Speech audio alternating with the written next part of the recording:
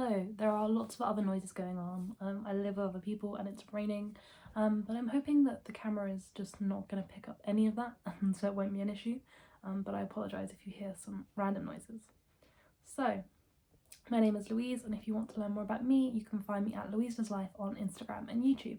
In about September, I started taking Mandarin classes again, and I get so many questions on Instagram about my Mandarin learning experience that I thought I would just make a video to clear it all up, because I think a lot of people are under the impression that I'm self-teaching myself Mandarin, and that's kind of a complete lie.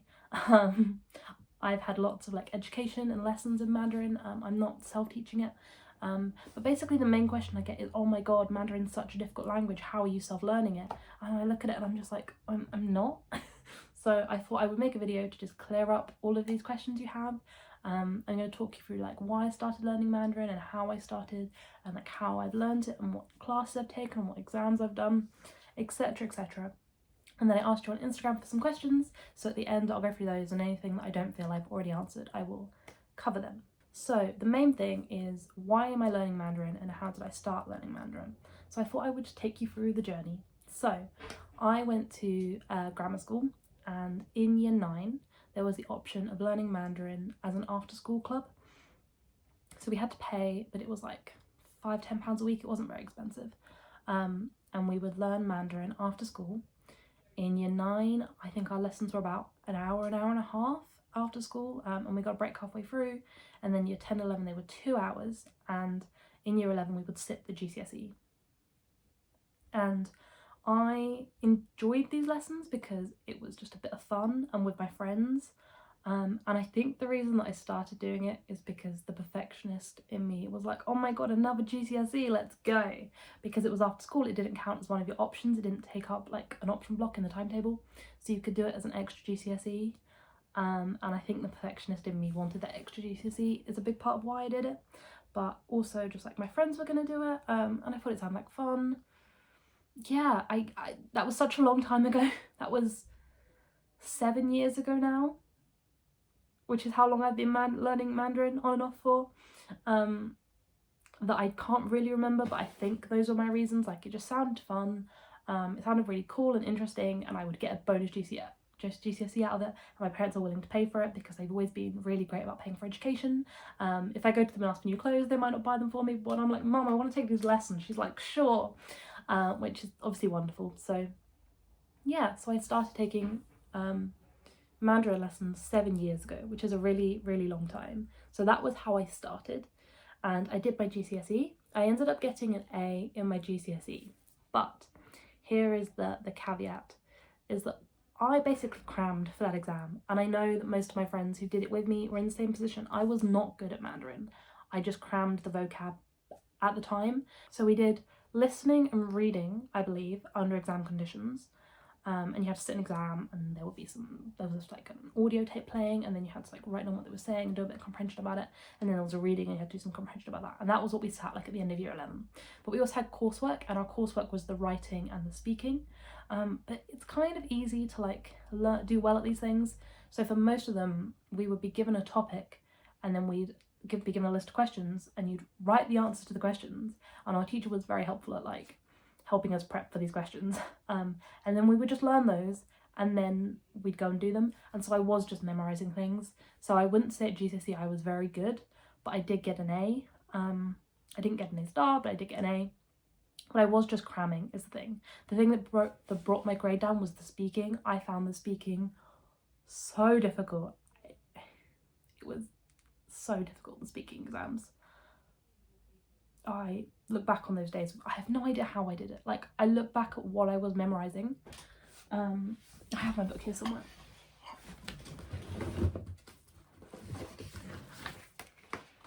To be fair, I think this book is from my A-level days, which we'll get onto in a second, but I would just learn these entire question paragraph things, and I did similar at GCSE, even if this was my A-level one. We had to learn these whole, so you can see I've got the Mandarin, and then I've got the English underneath it, and where I couldn't remember the characters I would write the pinyin above. I would just learn these, which is wild. I don't know how I did that for the listening and for the writing and speaking exams, I would just memorize these things. So it wasn't very good, but at this point I was starting to think about what I wanted to study, and I was pretty sure that I wanted to study a STEM subject, and by year 11 I kind of knew that was going to be engineering. I wasn't exactly sure, but engineering was just like the perfect amalgamation of all my favourite things. So I'd pretty much decided I wanted to do engineering, and I knew that learning Mandarin would be this awesome thing because as the world changes, I think China is going to become a much more influential power, and there's already so much business with China that just being able to have conversational Mandarin, being able to speak conversational Mandarin, being able to like have a meeting with a client, and even if you can just like introduce yourself and say hello, I feel like it's so polite to have gone to the effort to learn someone else's language rather than expecting them to learn yours. I don't think I'm ever going to be able to have like technical conversations in Mandarin, but I feel like it's so polite to have learned someone else's language a little bit, and it's a great thing to put on your CV. So yeah, the long story short is I decided to do A-level.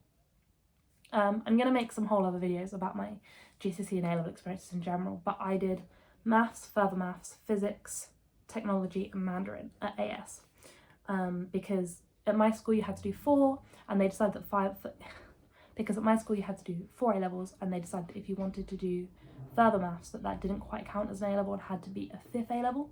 So I had to do 5 because I knew I wanted to do further maths, do engineering. So I chose Mandarin as one of my options, and it was not cute at all. I was so bad at it. I was just awful. But the thing is, my entire class was awful. And so I don't want to hate on my teacher, who was a wonderful woman, and her Chinese was great because she was Chinese, but I don't think she was a very good teacher in, you know, how she taught us. And she tried, she'd be like, oh, just learn, you know, 1 character a day. But I had no idea how to do that, is the thing. Like, she never, I don't know, I just needed to learn study skills is the issue. I had no clue how to learn Mandarin and like how to get this. It's so much about memory, and I have always really struggled with memorizing things, that I really had no clue how to go about learning like the 1,000 characters that I needed to know for Mandarin A-level. And so inevitably, I think I got an E in the end, because I think I got a C in my speaking exam, which was already like tenuous, but as I said, because I could memorize those things, it was a similar thing where I could memorize a lot of it. So I think I got a C in my speaking exam, because I wasn't able to memorize like A-star level stuff, but I could memorize some stuff, so I got like a C. And then I think I got a U in the actual exam, and so the average to an E, it was something like that. Like it wasn't pretty. So I decided to call it a day, and I didn't do A2. So I only have an AS in Mandarin, and I think it's an E if I remember correctly. So it's not something I really talk about, because I'm not particularly proud of that. And then I stopped, and then I was like, well, that's, you know, that part of my life done. And then I got to university, and if you take certain courses, you get to take open modules. Sometimes you get like optional modules, and you can choose random things sometimes depending on what you're studying. And it's very common that you're allowed to choose a language depending on what you're studying. A lot of courses encourage you to do like a module in a language. And Mandarin, I believe, is offered by my university, but I don't get any options in my degree because I'm already trying to do, if you follow me, you'll know I'm doing electrical and mechanical engineering, so I'm already doing like 2 degrees basically, merged into one. So there's just no time for optional modules, so I don't get to do that. And it's really frustrating that you can't just do them as like an extra thing. So I did look into seeing if I could just do them at my university, like if I could pay to do them, or if I could do them like in the evenings, but there is no way to do them as extracurricular things. So I was talking to my mum about this, and she was like, well, why don't you just do it at a language school? And she offered to pay for it, and I was like, sold. So in September, I started taking Mandarin classes again at a local language school, and I signed up for the complete beginner course because at this point, so I finished doing my AS in 2017, yeah, about probably like May, June of 2017, I stopped learning Mandarin. At that point, my Mandarin was like a bit shaky, like it was not great. And then I didn't start again until September 2019. Hello, sorry, I got distracted, so you'll have to forgive me if the angle has changed a little bit. So where did we get to? So I started in September taking complete beginner classes at a international school, at an international language school. It's just like a, you know, place where they do language lessons. I think they also offer more if you want to learn English, you can like stay with them and stuff, but they also just offer like evening classes in foreign languages. So I started doing that. So let me tell you a bit about what that's like. The class sizes on their website are advertised as being between 4 and 15 people. That's how many people they require to sign up to run the course. But I've been very lucky in that the 2 courses I've run so far, the 2 courses I've done so far, because I did like the first term and then the second term, there was maximum of 6 people in the class, I think. I don't think we ever had a class bigger than 6. So they were really tiny classes, and so it was great quality level of teaching. And yeah, it meant that you were getting so much one-on-one time. We are working our way through the HSK books, but the main thing that we spend our time in the lessons doing is practicing speaking and feeling comfortable with the vocab and pronunciation, and that is so incredibly valuable. Yeah, and then I also learned about spaced repetition and active recall at the same time, and oh my gosh, I wish someone had taken 16-year-old Louise, who's about to sit her A-level, or even GCSE Louise, I wish someone had been like, look, if you want to do Mandarin, here's how, and just slapped me over the head with a book and taught me about active recall and spaced repetition. So I will link below. There is a video that Thomas Frank made about spaced repetition, and that's where I learned it from. And I decided to try doing that with my Mandarin vocab. And basically it's this idea that you do your flashcard, and if you get it right, you review it again in like a day, and then if you review it the next day and you get it right, you review it again like a week, and then if you get it right then, you review it again in about a month. And I'll link below lots of stuff about like the science of this. But it is so powerful that it means that I now know like 300-400 Mandarin words since I started learning, and I could know a lot more than that. I do it daily, but well, most days. I try and do Mandarin most days, but I maybe only do like 15-20 minutes a day some days. I'm really not putting a huge amount of effort into it, but the consistency is the key. And I think before the issue was that I was told consistency is key before, but I had no idea what I was supposed to be doing each day. But now that I've learned about active recall and spaced repetition, I know what it is that I need to be doing each day to improve my Mandarin, and it has blown my mind. So I was at first using flashcards, and you'll have seen I've done lots of time lapses where I've got this, like, I had this acrylic box. Let me grab it for you. It's currently stored in this shoebox because I stopped using them, but for context, I was using this beautiful acrylic box that is from Osco, which is a company that I bought years ago just to store my flashcards in. But then I realised it would be the perfect way to organise my flashcards for spaced repetition. So you open it up, it's beautiful, is it not? And I would organise them by like, these are the ones I have to review every day, these are the ones I have to review next week, these are the ones I need to review in a month, basically like that. And I would go through them. It has the English on one side, and on the other side it's got the Mandarin character and the pinyin, which is what you call the like English looking thing that tells you how to say it. So this character is pronounced Wang, but you actually only write this when you're writing Mandarin, but this, you know, tells you how to say it. So yeah, so I had this. But the issue was, I have this, but this is not all of my flashcards, because I say I now know like 300 or 400 words and phrases. So I also have these ones, and I have these, and it's just getting a bit out of hand. Yeah, so the reason I was using this is because I've not really come across an app that helps until I started looking into Anki. Anki has a slightly ugly interface. It has a slightly ugly interface, but it is incredible, and it basically digitizes that system of doing spaced repetition. And I'll link below. I learned how to use it using Ali Abdal's Skillshare course on it.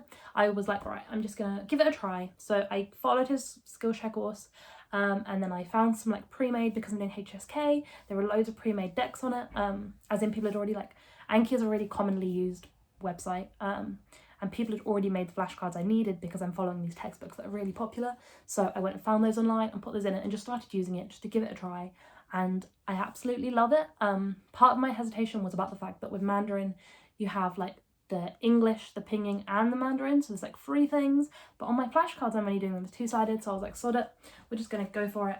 So now I'm using Anki and I absolutely love it. I've only been doing it for maybe like 3 or 4 weeks now, but I think I will definitely keep doing it. So that is how I am learning Mandarin. So this is just a wild stream of thoughts, but I hope this is all making sense. So in September I signed up for that course, and I did September through to Christmas, And then after Christmas, I signed up for another term and I did Christmas through to about April. And then in April, I was given the option to do another one, but they decided that because it was like summer, even though it was April, they were like, it's summer, so we're going to do an intensive course and we're going to do 2 lessons a week, and each lesson is an hour and a half. And they are kind of draining. They are wonderful, but they were tiring because we were spending so much time practicing vocab and pronunciation. Like, it was really involved. You couldn't, because there were only 6 of us in the class, you couldn't hide. So they were quite these intensive hour and a halves. And we moved to Zoom when coronavirus happened, and they carried on. So we were doing them online, and they offered to do them. The next course that I could have signed up for would have been twice a week. And also because these were because these were like for people who are, most of the people in the group were middle-aged. They were in the evening, and the class we were doing was 6:15 till 7:45, which was okay, but they decided that we were going to move, or just one of the 2 classes was going to be at the later slot at 8 till 9:30, and I'm a morning person, and my brain does not function between, even 6:15 was like late for me. Like, that was me having to focus and stay awake. Trying to do Mandarin at 8 o'clock at night, I was like, it's not gonna happen for me. And also that was about when my exams were coming up and I needed to like kick up my revision. So I just decided to say no, but I probably will in September try and pick up doing another course. I'm definitely going to consider doing that. I'll probably go back to the same place. It might still be over Zoom because of coronavirus, but I'm definitely probably going to sign up for some more classes with them. It was wonderful. So that's what I'm doing. At the moment, I'm just teaching myself the HSK1 and HSK2 vocab. I'm not really worrying so much about grammar and things like that and pronunciation, because that's a lot harder to self-teach myself. So I'm just trying to learn all the vocab because that's like the thing that takes time. And hopefully in September I'll be able to go back and they'll be able to teach me like more of the grammar and the pronunciation. So yeah, that is my Mandarin learning journey. And now I'm going to answer some of your questions. So the first question is, how would you compare it to other language learning experiences? So the only other proper experience I have where I've stuck with something was learning German. I did GCSE German. I might be slightly biased because I'm a quarter German, but the language just came really easily to me, and I really loved it. But I also note there is a big gap from what I've heard between GCSE German and between GCSE German and A-level German. I've heard there's a really big gap there, and I only ever did GCSE, but I found German GCSE so much easier, and it got to the point when I was doing my GCSE where I could just write in German, like not very difficult sentences, but being like, on Saturday I went to the park and I did this with my friends, and I really enjoyed it because I got to spend time with them and eat some ice cream. Like, I was able to write sentences like that just going, and I used Quizlet to learn the vocab, and I did like cram the vocab towards the end to like really build up my vocab bank, but I found learning German GCSE relatively easy, and Mandarin is so much harder than that because there's no, like, trying to learn the characters, you just have to memorize them. I found for the main part, there are like things that help, like there's radicals, and some of them are based on like stories and things, and that does help to memorize them, but a lot of the time you do just have to memorize it. And so it's a lot harder because you're just trying to learn these like images basically. So I would say Mandarin is a very hard language to learn, but I don't have a lot to compare it against, basically. I would love to go back and learn German more at some point in my life. I think my ideal language goal is to be able to speak fluent Mandarin and German. Those are the 2 languages that I'm really, really like interested in. So the next question talks about like my degree and how this fits in with my degree, and the short answer is that it doesn't at all. I'm learning this on the side. I'm paying for classes outside of university, which, as I said, are expensive. It's like £200 per term, but you know, these are 1.5 hour classes every week with like really small groups, so it's really great value for money, even though it's expensive in my opinion. But yeah, it's got nothing to do with my degree at all. Do I find it difficult to balance it on top of my degree? It's just another thing. I kind of see it as a hobby. Like, I am really enjoying it, and when you're enjoying it, you'll always make time for your hobbies. It's just like any other hobby, like doing a sport or, you know, yeah. So I just see it as one of my hobbies, and that's how I balance it. And so, like here, I chose not to do it. As I said, when my exams were coming around, I did choose to take a break, but I will go back to it, I think. I think it's one of those things I'm just going to go back to my entire life. Now that it's been 7 years of me learning Mandarin on and off, I can just see myself just coming and going from it for the rest of my life, if I'm being honest. So someone asked, how do you consistently learn Mandarin and what's your media for learning it? So as I said, do a little bit every day. and spaced repetition flashcards, preferably using Anki. Mind blown. Actually changed the entire game. Is it hard to learn the difference between intonations? Yes. Actually, I don't find it difficult to learn them. Like, trying to learn what tone goes with what word is one thing. You just have to memorize it basically, but you know, war is war, and knee is knee, and ta is ta, and like I can learn which one goes to which, but trying to say them and hear them is very difficult. It's very difficult. A lot of the time when I'm listening, I don't even try and hear them. I just like put the words together, and a lot of the time, because of the context, you can tell what word it's meant to be. But there have been times when I'm in my lessons and she's like, oh no, it's second tone, and I was like, I was trying to do second tone. They just don't. Ma, ma, no, ma, ma, ma, ma, ma. I'm trying, like, I know it, but trying to do it and trying to pronounce it and hear it can be really, really difficult. And there's loads of tone changes based on like sentence structure and like compound words. Sometimes you change the tone. It is really difficult, I will admit that. And someone asked, I'm going to like relate this to the next question. Someone asked, do you think it's possible to learn Mandarin without teachers and academies? Yes, I believe it's possible to learn anything by yourself. Like, I really do believe in like self-learning and self-growth. And I think it's possible to learn anything by yourself, but I would really recommend finding a way to, I want to say, like, use native speakers to help. So either sign up for some classes, but if you don't sign up for some classes, maybe like I know I have a couple of people that I know that speak fluent Mandarin.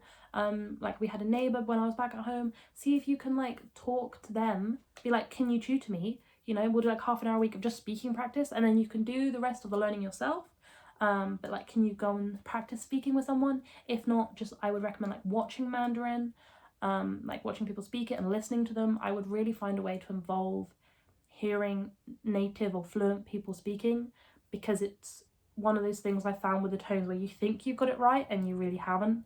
You know, like you can learn to draw the characters and that's not that difficult to get wrong, but the pronunciation is just so easy to get wrong. Like, you just, I don't know, it just doesn't, it's not the thing that English people really do naturally. We do intonate our language. You realise when we talk, like when we end a question, we go up. We do use these tools, so you are capable of doing them, but trying to like hear them and sound them can be really difficult. So yes, I believe you can learn it without teaching academies, but I would really recommend trying to find some way of involving native speakers, like listening to people, seeing if you've got someone that can tutor you. Yeah, try and involve that in some way. I would really recommend for Mandarin and for similar languages where the tone and pronunciation is really important. What apps do I use to learn, and what's my study routine? So as I said, I'm using Anki, and at the moment, while it's summer holidays, I'm doing more of that a day. I'm doing like 30 minutes to an hour every day, but once university starts again, I'll probably go back to just doing like maybe like 15 minutes a day. And I use Anki to do my flashcards, and then I do also use Duolingo, but Duolingo is not very good for Mandarin, I'll admit, mostly because it always asks you to use a word bank, which means that you're not actually typing the Mandarin characters, you're like picking them from the bottom. And so you'll never get that good at them, at like writing them, because you can always vaguely recognise them, even if you wouldn't know how to draw them entirely. So Duolingo is really good fun, and it's just some extra practice, and I just try to see it that way. It's like a fun extra way to practice my Mandarin skills. I try not to lean on it too much, but yeah, so I do use Duolingo, but I wouldn't recommend it as the only thing you use to learn Mandarin if you're trying to learn Mandarin. And I think it's the same for other languages in my experience. I've used Duolingo to learn German, but there my issue with Duolingo is I don't like the way it just teaches you things randomly. Like, I want to be taught things in a really nice clear format, like here are all the prepositions and here are the ways that they affect words. Like, I need the nice tables, you know, of noun endings and verb endings, and it's been a long time since I learned German, I can't remember what happens, but like I need the nice clear tables of, you know, verb endings, and you don't get that with Duolingo.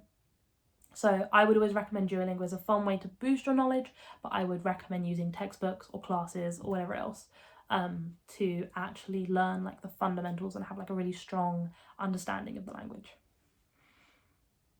So the question, why did I pick Mandarin? I feel like I've already answered this, but just to clarify, I started the GCSE because it was offered to me and I kind of wanted to do an extra GCSE, and then I continued it because I think it will be so useful in engineering. And then also part of the reason why I started studying it again this time around was because I just missed it so much. And at the moment, I kind of see it as like a brain training exercise. I have no immediate use for Mandarin. I don't know any people who speak Mandarin that at least don't speak English as well.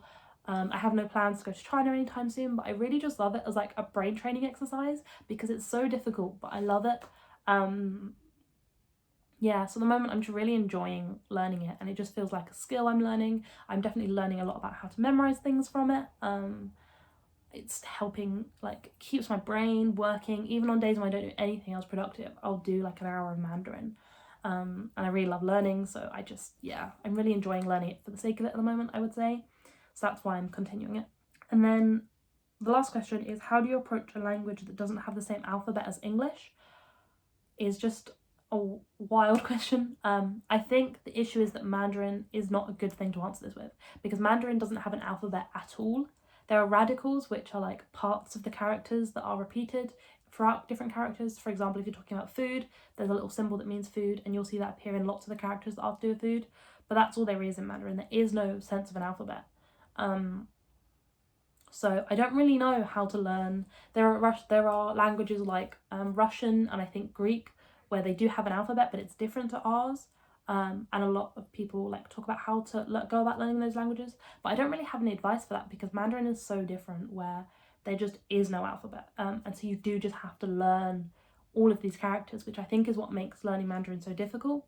I think a lot of people feel like Mandarin is inaccessible for that reason, and I think people look at like Chinese people like, how do they remember all of this? But I think the main thing I've learned is that with any language, when you're using it every day, day in, day out, it's so much easier. So I think that's how people whose native language is Mandarin learn Mandarin, is because they're using it every day. And it's not that difficult when you're using it every day, but it is difficult when you're not using it. I found with Mandarin, like, my retention of it is less. I do just forget it, you know, like I forget how to draw these characters when I don't use them for a while, which is why I partly did that complete beginner's course, because I remembered so little. Like I knew so little when I started in September again, because I just had no retention of it. I think that's the main thing. Anyway, I'm going to stop ranting. I hope that's answered all of your questions about my Mandarin learning experience. If you have any more, you can leave them in the comments and I'll get back to you. And I will see you soon. As I said, if you want to learn more about me, you can follow me on Instagram or YouTube at Louisa's Life. Thank you for watching.